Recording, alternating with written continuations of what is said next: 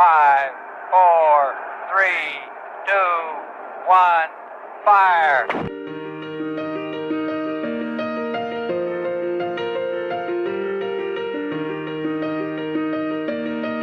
Welcome to a special edition of Rocket Fuel.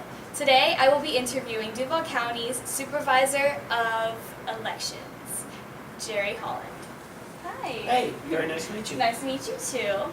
I'm just going to ask you a few questions so that way our viewers can get to know you a little better. First of all, can you give our audience an overview of your position, what you do? Yes, Supervisor of Elections in each of the counties. There's 67 counties in Florida. We oversee, obviously, the election itself. That's one of our roles, counting the votes, making sure elections are done fair and they're transparent. We also have to register the voters. They're a very important part of the process. In Duval County, we have 547,000 voters. Wow. It's a lot to keep up with when they change their address, change names, change parties.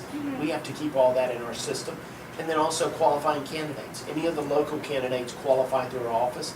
Those candidates are everything from school board to city council, to judges, to the mayor, to the sheriff. All those come through our office to qualify. Wow, so you really deal with everything. It's not just one thing, it's a whole broad spectrum you have to deal with. It really is. It's everything to do with elections, and we have to be very proactive too to get out there in the public and register people. We've gone now for the last 8 years and gone out into the schools to register students and registered almost 49,000 students in the last 8 years. Cool. Have you always been interested in politics? Like, did you see yourself being where you are now? It's interesting. I don't know if I saw myself being supervisor of elections, but I always did have an interest in politics. Although my father served in the military, and I thought about that, politics was something that always intrigued me, our past presidents and elected officials.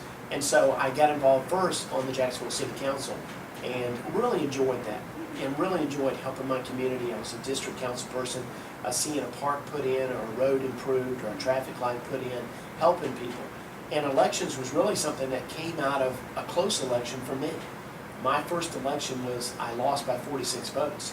I was 6 votes ahead at the end of the night, and then they counted absentees.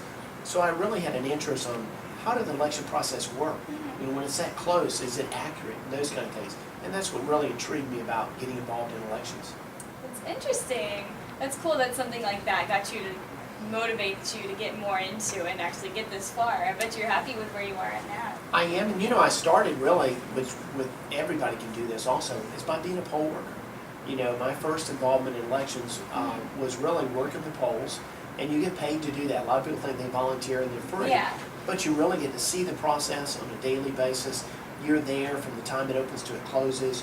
You watch your voters come in, and at the end of the night, and you see it process. So that was my first kind of attraction to election also, working with elections as a poll worker. Cool, so that was like your hands-on experience in a way, kind of being like an intern somewhere, just being able to learn everything by actually seeing it all. And that's good advice. Whatever you've got an interest in, usually there's somewhere to get in on the ground level. And for elections, it was poll worker, but in many other positions, it's as an intern, like you say, or it's something to do. May not pay much, but it gets you that great experience that you can use later. Yeah, and I know experience is very important when it comes to things. And speaking of experience, do you have any interesting stories of the position you've been in, like anything fun? Yes, they are interesting, and obviously elections can be very close. Yeah. But I had one time, this is a very interesting story, I had one time a wife of a candidate came in and said, this was my first election that I had run, and said, I don't think the election was run fair. And she said, I think my husband won. Now, he only got 30% of the vote. And she said, I think there was election fraud. And I was like, oh, wow, this is my first election. She thinks there's election fraud. She thinks her husband should have won. Yeah. What can I do? And I said, well, do you have proof? And she said, yes, I have proof. And I said, well, come into my office. I'll meet with you. Tell me what the proof was that you think your husband won. And she sat down and she says, well, the proof is this. Everyone we talked to says they voted for my husband. That was her proof. Now that makes it tough. Now I'd been through a close election. I knew how heartbreaking it is to lose when it's so close. Hers wasn't even close, but she was convinced that he had won. So I said, well, I tell you what, do this for me. Give me 10 names who voted for your husband. And she said, can you tell me how they voted? I said, no. I said, but give me the 10 names. And what I knew was that election had a very low turnout. Only Yeah. 20% had voted. So what I saw out of the 10 names was only 2 of them had voted. So what it showed her is basically the other 8 people that said I voted for your husband didn't vote at all. And so we went through about 40 names and it was the same proof.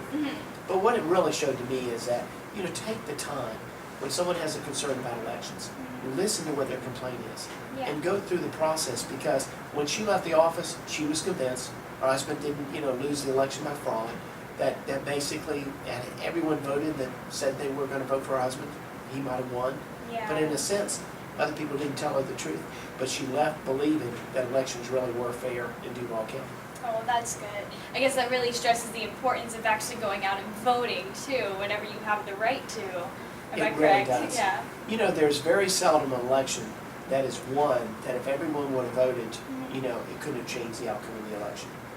So many times there's more people not voting than there are voting, Yeah. and it's sad. I bet, this kind of leads into the next question I was going to ask you. Can you give your opinion on what you feel like the importance of voting is? Because I know we have a lot of students here going to be turning 18 now, so we're going to have the right to vote. Can you stress the importance of that and your opinion on it?